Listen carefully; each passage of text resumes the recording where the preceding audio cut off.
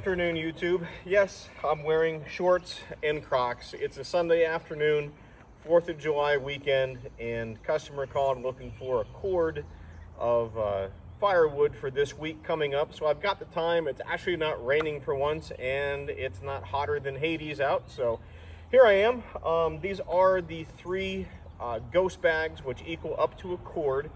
We featured them a couple of different times here on the channel. The unboxing, the official filling, the verification video, and all of that stuff have been with these three bags. So it's been a little bit, and I know this customer that we're delivering to won't be actually burning anything until later on in the winter time. So dropping these off now, and I was upfront and honest with them, said these aren't 100% seasoned because they've only had, wood in them for, a couple of weeks. But he's happy with that, so it gives me the chance to do this video that you all have been asking for. Everybody wants to see these flipped upside down, so we're going to go ahead and do that. And we're going to use a telehandler because it has a door on the side so I can step out, do the things here that I do with the chains and the pallet and the unloading loops versus my Bobcat, that once the arms come up in the air, I can no longer open the door. So we're going to use the telehandler just for that very reason. But before I do that, let me grab the camera. We'll do a quick walk around of what we have going on, and then we'll throw these three bags into the dumpster for the one cord volume that the customer needs. Stay tuned. All right, so just as a quick review, these are the ghost bags. They are 100% mosquito netting the whole way around. And why I went to these, or why I had them made, I guess I should say, is the mosquito netting over the course of all of the years that we have used bulk bags. The mosquito netting has held up the best. The white sides on the log lift bags hold up pretty well for a couple of seasons, but ultimately the UV breaks those down and they get brittle. But I've never had a problem with the mosquito netting. I mean, obviously, we use a ton of bags. There's, oh golly, that goes back probably 20 bags all the way back to that big pine tree. So definitely use them in the operation here. But for today's purposes, we're going to talk about the ghost bags, and they do have revised straps and stitching. So if you look here, it actually starts at about the 2/3 mark on the bag, goes all the way up through the top, and then all the way back down to the bottom, goes around, and then comes back up to about, where's the double? There. So definitely overdid it here on the loops, but I wanted that added strength on these, just to get back to what they used to be. And so that's what we've got here. Now, as far as the telehandler goes, it's just two big hooks on a chain that come back in here to like a chain mender. That way both chains are even. I just keep them stored up here on the rack itself. It's just got the little safety clip to it, so when I get it wrapped around the pallet, or yeah, around the pallet and around the unloading loops, everything stays on. So let me get this one picked up and I'll show you just what I'm talking about.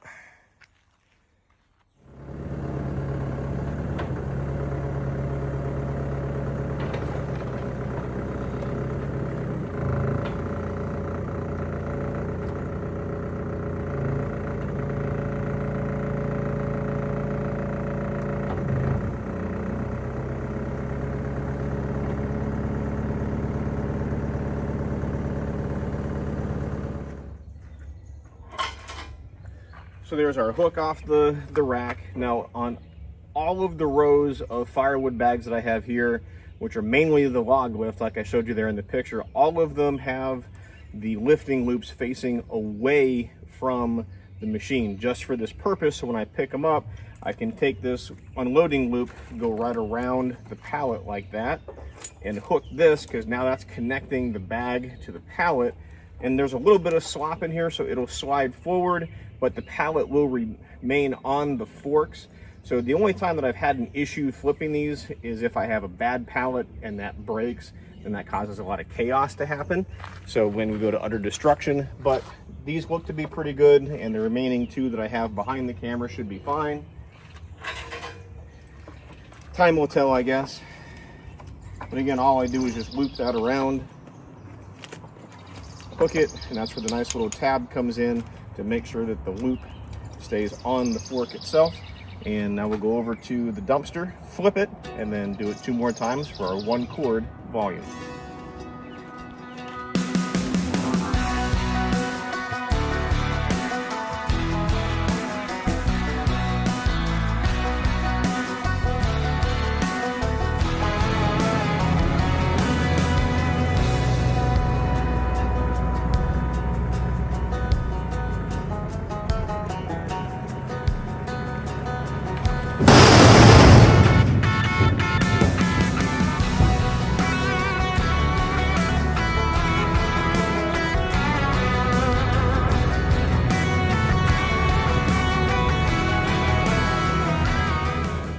So like I said, as long as the pallet holds together, it's a pretty easy deal. You just take this off of here, put our hook back up. That way I'm not dragging the chain while I'm trying to get into the next pallet.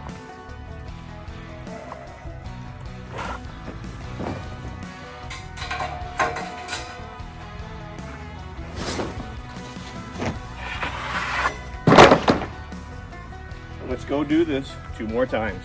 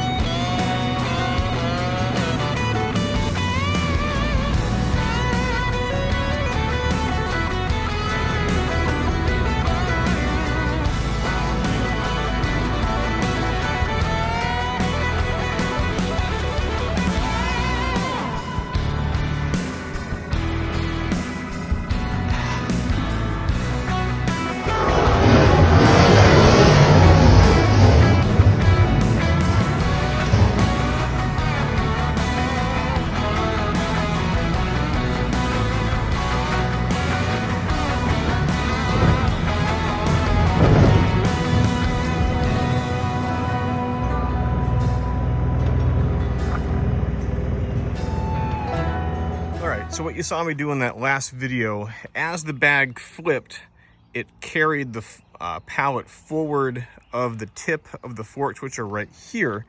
So if I went and took the forks and curled them back, it puts all the weight on these smaller lateral pieces versus the big one here at the end that's attached to the closest point where the unloading loops are. So what I did, I pushed the forks forward to settle the pallet back on the forks against the headache rack, which brought the main point of the forks underneath this bigger piece.